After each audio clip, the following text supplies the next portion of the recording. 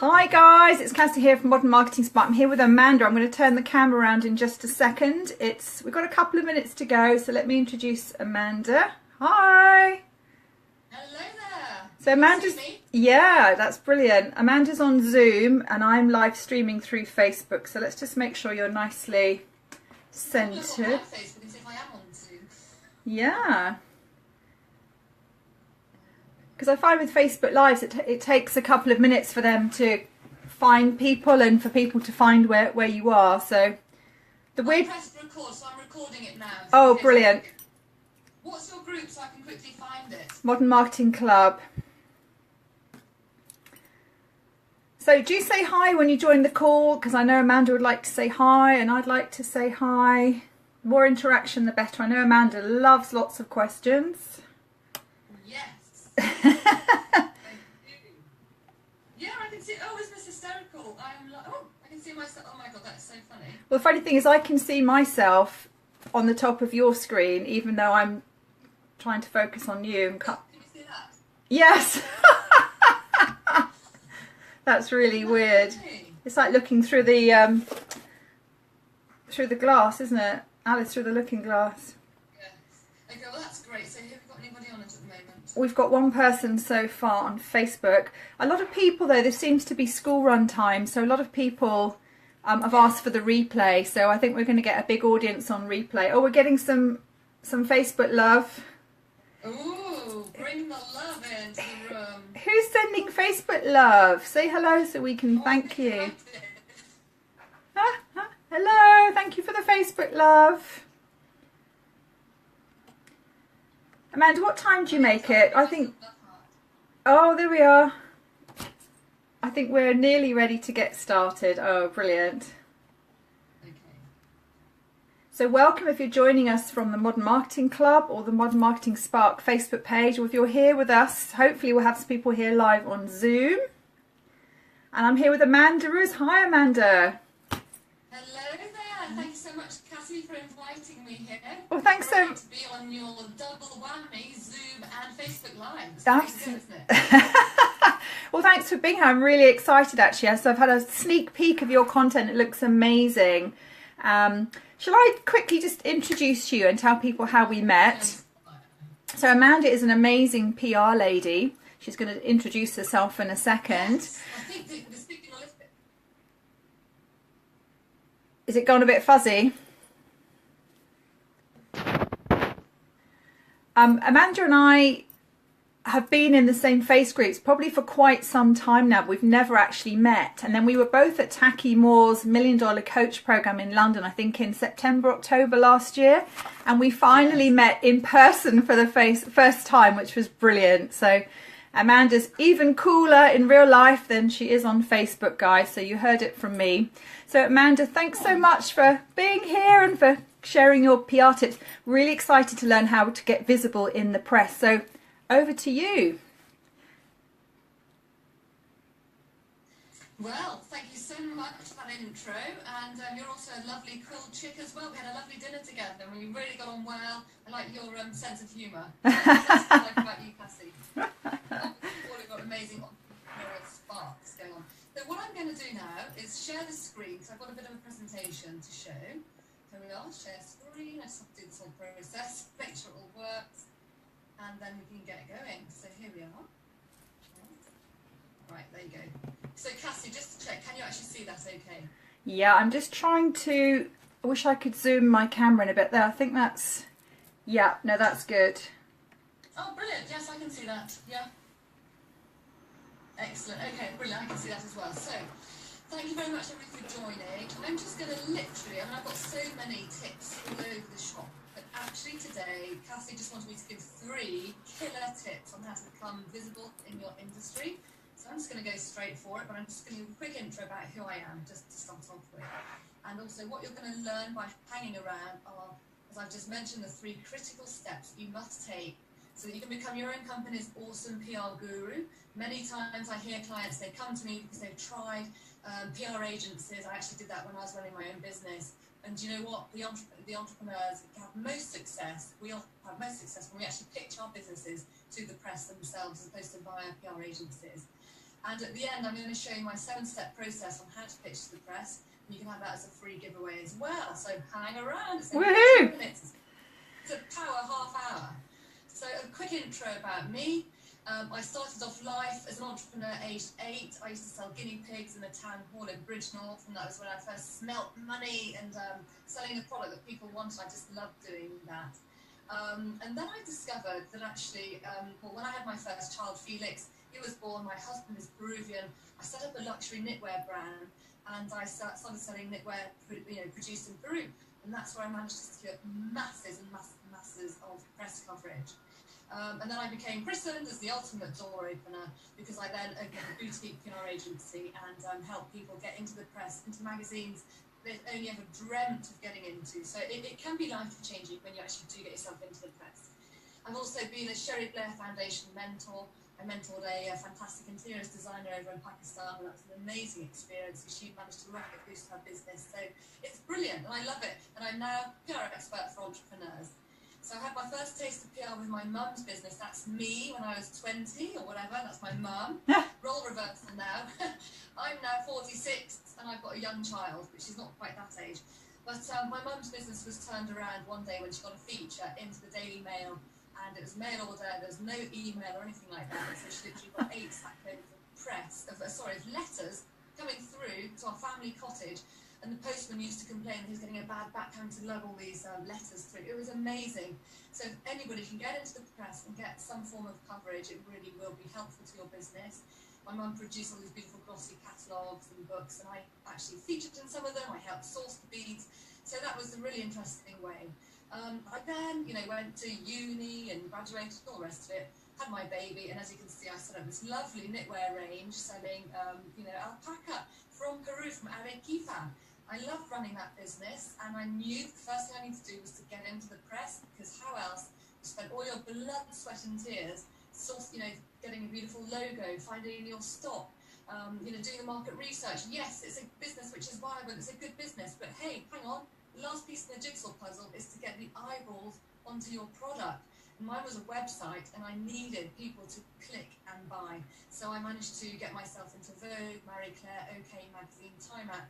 This is me on my own, no PR agent, and having 2 young children at the same time. So we can all, if I can do it in those circumstances, we can all do it. But what happened was, because I worked with my mum's PR agent, then I did my own press, I've actually managed to master and create a proven process, which you're going to have access to at the end of this. I ran a boutique PR agency. You can see some of the success stories here. Don't want to go on about it too much. I want to just get right into those 3 critical steps. Here we are, Chris and the ultimate door opener. So what are those 3 critical steps that we need to take in order to get into the press, okay? I really want you to listen to these and to see whether you're doing any of them or if it's going to inspire you to do them. Step 1, it's a lot of people hate this word, self-promotion. You need to fall in love with self-promotion. Now, why do you need to do that? Basically, if you don't self-promote, if you don't do it, who else is going to do it for you? Unless, of course, you're paying a lot of money to a PR agency. Now, a lot of us aren't doing that because we can either not afford to do it or we don't want to do it. We don't want to do it ourselves. But a lot of people also are too intimidated about self-promotion. So I'm going to show you some steps on how you can do it, and don't think you're going to have to be salesy and pushy. That's not the way we self-promote. But you must have to do one self-promotional activity once a day, okay? If you don't do that, and it can just be literally talking to a mum at the school mum run going, oh, do you know what, I had an exhibition at the weekend and it went really well. That's not really pushing yourself, that's just telling somebody, and you might go, ooh, what was your exhibition on? Well, I sell knitwear. Really? My husband done that. And it can go from there. So you're not pushing, you're just, dropping it in a conversation. Also, if you do self-promote within your industry, you will be able to position yourself as the expert, the go-to expert, okay? And that's why you'll be called up to speak on webinars, and also to speak on, Sky News. What is your goal? Where would you love to be? That, how do you call it? The pundit type person. Anyway, and if you practice and you practice, you will reap those benefits. You'll get on there. You'll get online and offline press coverage. So here we are. Cassie's all about social media. So come on, Cassie. Which is your favourite icon here? Which one do you use most? Is it Facebook? Definitely Facebook at the moment, yeah. But I'd love to be a big sensation on YouTube. Oh, well, do you know what? I'm going to give you the secret. being a sensation on YouTube, that is where I have an expert slot, I have a pitch clinic, and the ITV producer for Lorraine and also for Good Morning, she said she scours, or her team scour YouTube for new talent. So we all need to get much more on YouTube. Anyway, so when you do your promotional activity, whatever your social media platform is, you can choose it and just, you know, make sure you pump it out there. So I'm a real Facebooker as well. I also need to do much more on YouTube. I don't do much on Pinterest. I used to. I do a bit on LinkedIn. Anyway, do one activity once a day. Don't think, oh my God, I've got to do a huge blog and that's going to be it. No, break things down into bite-sized chunks. You can write one blog piece and then you can just be spreading that out across the month, for example. A good idea actually is to set yourself up a promotional calendar, a self-promo calendar. So you're not going to have, I call it blank canvasitis, you're not going to be staring at blank and thinking, oh my God, what am I going to do today? And I've actually got that as a giveaway. So Cassie, at the end, I'll have to create a promo calendar so you can give it to your lovely people. And it just literally has one idea of an activity to do every single day. Fantastic, thank you. Reaching out to a journalist on Twitter, liking their post, this is one activity. Like a tweet that they have sent out, and then like it the next day, and then get onto their skin. Basically, that's one thing, or help them out. If you look at the hashtag journo requests, go there. And if a journalist says, "I'm looking for a divorced family with 5,000 kids," and that person, you do that, and you're helping out that journalist. They will remember you when you want to pitch to them in a few months' time, once you've got much more under their skin. But set out a promo calendar, and then you're not going to be stuck for ideas every single day. And I've got all those ideas already written out, so don't have to worry about thinking them up. And then you need to just, whatever activity you do, shove it out onto social media. So you can do a quick Facebook Live, say, hey, I've just done this blog post, it's amazing, it's all about this and that. Tweet it. Cassie, you're the expert there, so you can take over on that side about the social media.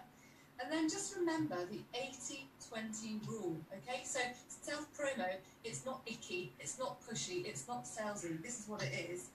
It's 80% help and 20% push, okay? So you're mainly helping the people, helping the influencers. And then 20% of your activities are actually pushing, going, I've got a sale on, buy. Okay, because I think everybody thinks self-promo is just literally getting your trumpet out, or your loud halo going, hey, I'm Amanda, I'm so amazing, buy my product. That is not the way to go. Does that make any sense? Yeah, a question for you, Amanda. And we've got Peter on Zoom with us as well. I can't see him, but I'm sure I think we're looking above his head. So Peter, if you're there, do stick your hand up and say hello. How often are you live on Facebook, Amanda? Are you Facebook living every day, or how often do you have a schedule? How often I have my makeup on? Listen, I did a self-promo challenge in January, and it was literally every single day I was doing Facebook Live. It was every day, but Facebook Live is just like, you can do it for 1 minute, 60 seconds, okay? And people are also worried and fearful about doing that, but I think you just got to get over the fear factor and just get on and do it. So anyway, Peter, do you want me to mute his mic or turn off his camera? I'll stop video, okay, because we are actually recording this and some people don't like to have their faces seen in the thingy. I don't mind my face being seen. Anyway, so that's what's all about self-promo. It's doing it once a day, bite-sized chunks, and literally getting on and doing it and being helpful. It's not about being pushy. That's one thing I really want to get across. And then you're going to be hashtag visible, and then do a tweet and say I'm hashtag visible, and then I'll come and see it, because that's my hashtag. You've got your own hashtag. Oh, I'm very impressed. Yeah, hashtag girl. Yeah. Right, so the next step is to tune in and to listen. I have so many clients or people in my Facebook group saying, I just don't know what publications to target. Now I know that Cassie is also the expert on client avatars. Again, Cassie, you can teach them how to look at the client avatar, but very quickly touching on that, just think about your client or your dream target. What magazine are they reading? Okay, so I've got this magazine here, it's Psychologist, all right? Who wouldn't love to appear in Psychologist magazine? Well, I'd love to get a column in it. We all know who has got a column. I actually want to get a column as well. So I'm going to start reading it, and I'm going to start, hopefully, I am blogging for them already. You just need to read it every single month that it comes out, or every single week that your dream publication comes out. Or I want to get on, another wish for me is I want to get on the Jeremy Vine show. So I listen, you know, religiously to the Jeremy Vine show. When they have a small business expert on, I'm thinking, why the hell aren't I there? So it's, you know, you need to tune in and listen and hear. And I'm going to tell you why, because you're going to get to know the publication really well. So if you tune in and listen, I mean, I watch Channel 4 News every single night. Very often they have stories where my clients could appear if they're talking about a mental health issue, or they're talking about, do you remember that woman who wore the high heels to work and got sent home? I've got a client who's all about personal branding and women in business. She could have reacted right there and then. So you have to turn on the news. A lot of people say, oh, I don't like news, it's negative, it's this, that, and the other. If you really want to get into the press, it is time to, you know, turn on those dials. And also, when I was running my knitwear business, you can actually see what your competition is doing. It used to make me feel sick each time I saw Peruvian Connection being in, you know, Waitrose magazine or the Telegraph, or this, that, and the other. But I tell you one thing, it's red rag to a bull. It made me think, yes, I want to get in that newspaper as well. And I bloody well did. So it's really good to see where your competition is hanging out. And then again, you can become known as the media-friendly go-to expert. So you want to picture yourself as that pundit on Sky News or ITV doing the newspaper reviews or whatever, okay? So that's really important, familiarising yourself with the press. Because if you just do a random pitch, and if I said, Dear Susie Greaves, editor, I really want to write, I've got a glamorous handbag and I think it'd be really suitable for your magazine. To say, sorry Amanda, we don't talk about handbags and psychologists, we talk about mindset and this, that and the other. But so many people make the one mistake, they haven't actually read the magazine or the newspaper they want to get into, they just do random, wing and a prayer pitches, which is not the way ahead. So here we are. What you need to do is turn in and listen, tune in and listen. You've got to react. It's really important to think you've got to react to the press. If you hear a story that's relevant to your industry, get on it. Cassie, you need to get yourself into Sky News. That's going to be my mission, to get you on there, to help you get on there. Okay? Yay! Mike on there recently. He was commentating about YouTube and the young YouTubers being so successful, turning over millions. So you could have been that very person. So, hey girlfriend, I got a new idea. Right, come on then. So, then you get your press hook, okay? So what is your press hook? Why do you want to pitch to the press? What is it about your story that makes it really interesting? So I think reacting to the press, another way to get into the press is also reacting to an event that's happening. So we've got on March the 8th, it's International Women's Day. So that could be something which I might want to pitch to the press about. I speak Spanish, I've done, showed their mentor to a woman in Pakistan. Is there an angle there? You need to, and also when you get my link, you'll also get access to the PR planner for the year. Flick through there and see if there's any stories that's relevant for you. For example, I've got a client who teaches children how to play rugby. So she really needs to be getting in now, for the Six Nations. And it's her having seen it 6 months before that she could have got into some glossy magazines. Because you see, lead times are really important when pitching to the press as well. So magazines, for example, the poor old editors for the glossy magazines, they're having to do Christmas shoots and Christmas articles in July and August when it's boiling hot. So that's to give you a quick idea about that. And then you need to find your golden nugget. What is it about you that is interesting and makes you stand out from the crowd, okay? So everybody has got a golden nugget of interest. I'm going to give you my example. I used to play lacrosse for England, and that's why I'm quite ballsy and go-gettery, I think. I mean, when you do your biography, you need to say, what is it about you? For example, I did a blog, a few years ago, talking about the golden nuggets, and then a guy pitched to a magazine. He got in it successfully because he said, I love playing guitar, and I feel like I'm Jimi Hendrix reincarnate. And then the man writing the article was also a mad guitarist fan. So I think he got in the press because of his, because their mutual connection. So what is it that you can kind of spark off there? And when you're pitching to the press, you must have a catchy headline. It can't just be a very bland headline. I did a very successful press release recently for a client who was launching a spicy condiments range, rather like Levi Roots's and the Nando's Torses. The headline was this: move over Levi Roots, young, beautiful, I think I said young female entrepreneur has the secret sauce. That outstanding in terms of the reaction. We got Waitrose magazine, BBC Good Food magazine. She was in the trade press literally that afternoon. I had one person complain, however, and said, fancy using your client's looks, age and gender to get her in the press. It was a MasterChef judge who was very, very annoyed with what I'd said. And I thought, well, do you know what? That's brilliant. I love it when you get a reaction from somebody, because when you raise your head above the parapet, you get shot down, which will lead me on to my next point. You just got to be ballsy and just go for it, and don't worry about what's going to be said. Obviously, don't indict yourself and don't slag off another company, but that wasn't doing anything dodgy. He was just annoyed, saying, oh, why are you doing that? And actually, he's a really famous person. I don't know why he had such a big in his bonnet about what I had said. Anyway, then you write your press release. Again, you share it out there. So you have your press release, you put it onto your website. You can have a category or a menu saying media. And then you can just upload your press release there, and then you share it out, have a link to that press release, share it wherever you're going to share it, where Cassie's going to teach you how to share. And then you just rinse and return that whole process. Whenever you want to get into the press, just think, am I going to be reacting to what's going on at the moment? Am I going to find myself a press hook? Am I going to be doing a local story? Are they going to be doing a big campaign in my local hometown, which I can be part of? What's your golden nugget? What makes you relevant? Have a catchy headline, because you see journalists, they have about 300 emails every single day. So you just need to really stand out from the crowd. And then, woohoo, hashtag I am visible. So this is my final step, and it is all about self-belief.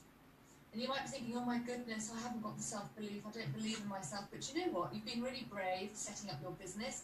You might have gone through adversity. You might have been made redundant. You might just be following a passion that you've had ever since you were a child, and you're setting it up.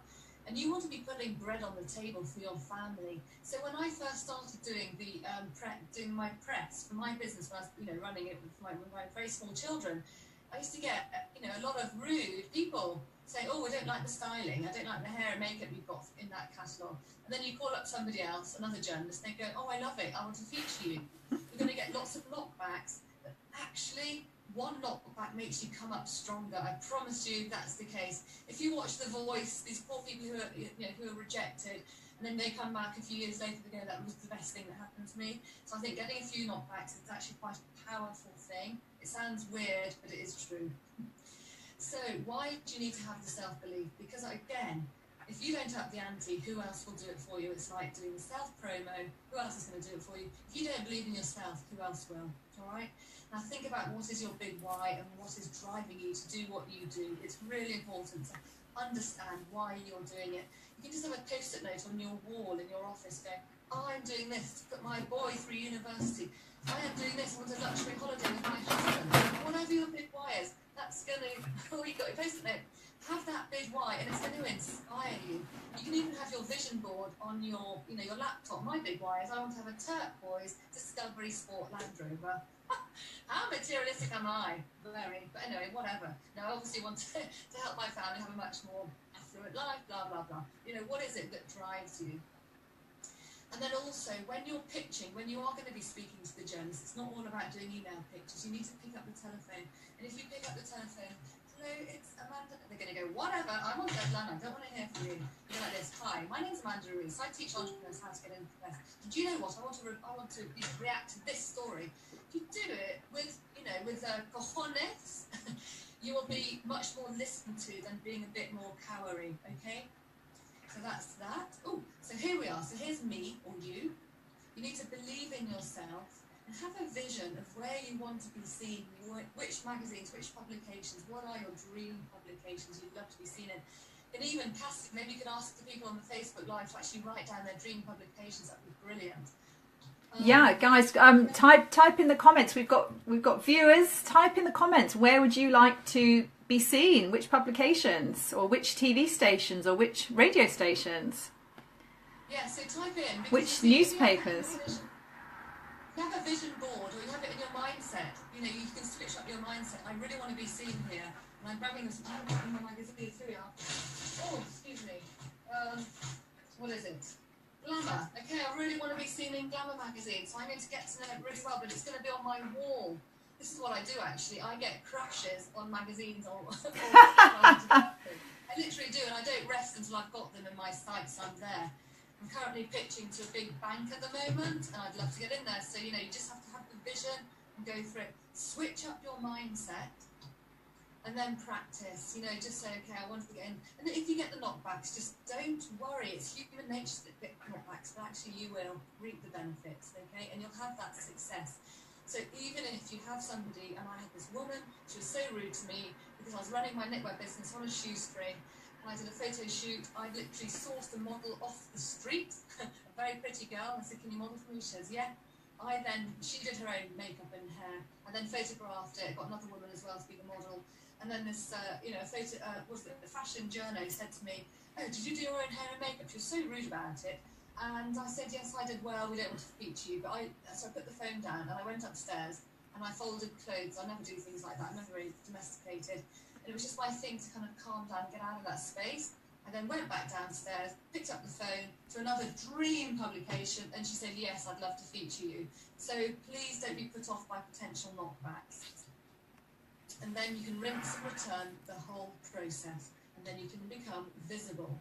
So I hope that's kind of helped you out, those 3 steps.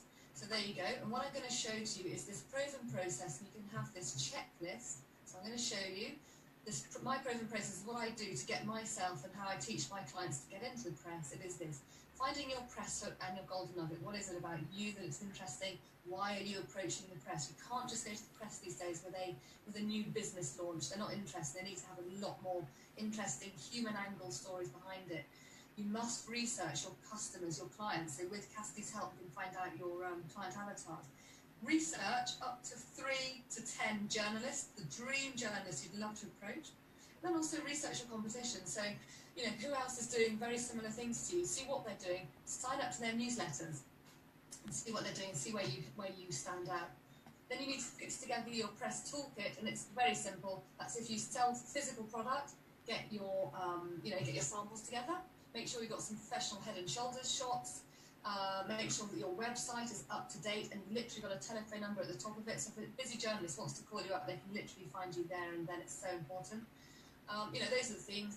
And then you need to write your press release. A big tip is to not write a press release, and have it as an attachment in the email, to actually have it in the body of the email when you're sending it out, okay? So they just literally need to scroll down, because journalists are so busy, they haven't got time to keep clicking in that, because they might just get distracted. So just have it in the body of your email with a catchy title. Then you need to have your PR plan of action. So who are you going to be targeting, why, where, and then when they speak to you, what are their comments that they've sent you? Don't call me again until 6 months, because then you're going to do a feature in 6 months' time. Brilliant. Put it in your diary, put it on your spreadsheet, 6 months' time. And then your campaign and your pitch. So be prepared to switch your pitch, okay? So when you're pitching to the press, when I was doing this quite a lot for myself or for my clients, I'd come in with one story, and the journalist was like, yeah, not really interested. I said, well, do you think that'd be, or do you know what, I've got this other angle that my client can talk about. Oh, well, talking about that, that's really interesting. Let me hear more. Send me a press release on that. So be prepared to switch your pitch. Or when you're speaking to them, also say to the journalists, if it's not relevant, if they go, oh, it's not really right for our paper, you just say, okay, so can you recommend me somewhere? So again, that really works as well. And then success, you're in the press. So my first killer tip is, when you get into the press, is to send a thank you email to that very journalist, because you never know when you're going to need them again. So those are the steps on how to do it. There's a pretty picture of all the magazines and places you can get into. And if you would like to download my 7-step process on how to get into press, go to amandaruiz.co.uk, and then you'll see it right there. And also, you will have free access to my PR planner. It's the 2017 PR planner, so you can see all of your events.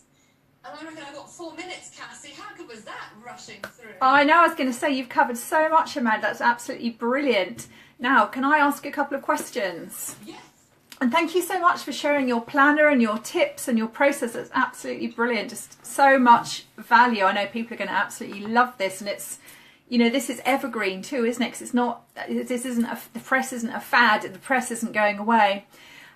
Question on the golden nuggets. Now, is this, because obviously when we're in our businesses, we think what we're doing is really exciting. But on the other hand, I know a lot of people say to me, everyone else is doing what I'm doing, but they're doing it better. What is it that's going to make a journalist feel excited about what we're doing in our businesses. And does this come down to understanding the publication and the types of topics, or how do we judge what's a golden nugget and what's going to get a journalist really excited?